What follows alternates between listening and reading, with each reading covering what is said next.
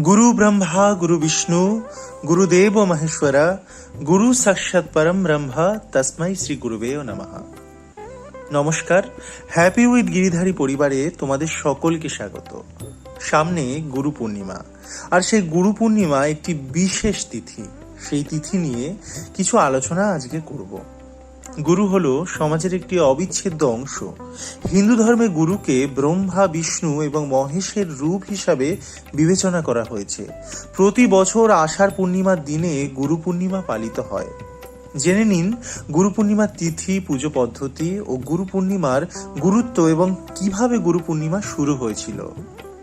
কথিত আছে যে মহর্ষি বেদব্যাস আষাঢ় মাসের এই দিনেই তার শিষ্য ও ঋষিদের শ্রী ভগবত পুরাণের জ্ঞান দান করেছিলেন। সেই থেকে মহর্ষি বেদব্যাসের 5 জন শিষ্য এই দিনটিকে গুরু পূর্ণিমা হিসাবে উদযাপন এবং এই দিনে গুরুর পুজো করার প্রথা শুরু করেন। এরপর প্রতি বছর আষাঢ় মাসের পূর্ণিমার এই দিনটিকে গুরু পূর্ণিমা বা ব্যাস পূর্ণিমা হিসাবে পালন করা হয়।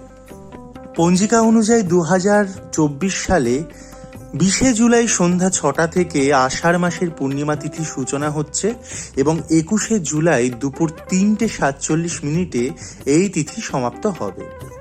প্রতিটা পূর্ণিমাই ঈশ্বরের আরাধনার পক্ষে অত্যন্ত শুভ বলে মনে করা হয়। তবে গুরু পূর্ণিমার দিন কোনো বিশেষ রীতিনীতি নেই। আপনি বিশেষভাবে এই দিনটিকে ভগবানের সেবায় কাজে লাগাতে পারেন, ভগবানকে ভোগ রন্ধন করে দিতে পারেন, ভগবানকে পুষ্প দ্বারা শৃঙ্গার করতে পারেন। এতে ভগবান অত্যন্ত খুশি হবেন এবং আপনার গুরুদেবের চরণে অবশ্যই পুষ্প নিবেদন করবেন। এবং আমাদের যত গুরু রয়েছে, আমাদের শিক্ষা গুরু, আমাদের দীক্ষা গুরু, আমাদের পিতামাতা, সবার প্রতি আমাদের শ্রদ্ধা জ্ঞাপন করা উচিত। বাবা মার আশীর্বাদ নেবেন, প্রণাম করবেন বাবা মাকে, এবং এই দিনটি সর্বোপরি সংযমী থাকবেন এবং ভক্তিময় থাকবেন।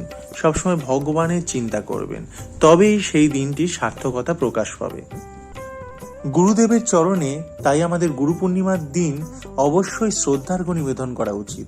শুধু গুরু পূর্ণিমার দিন নয়, প্রতিটা দিনই আমাদের গুরুদেবকে স্মরণ করা উচিত এবং তার মাধ্যমে যাতে আমরা ঈশ্বরকে লাভ করতে পারি তার জন্য প্রার্থনা করা উচিত। তো আজকের ভিডিওটি তোমাদের কেমন লাগলো জানাবে। ভালো লাগলে অবশ্যই লাইক করে দেবে এবং ভালো থাকবে, সুস্থ থাকবে এবং ভগবানের আশীর্বাদ তোমাদের উপর সব সময় থাকুক।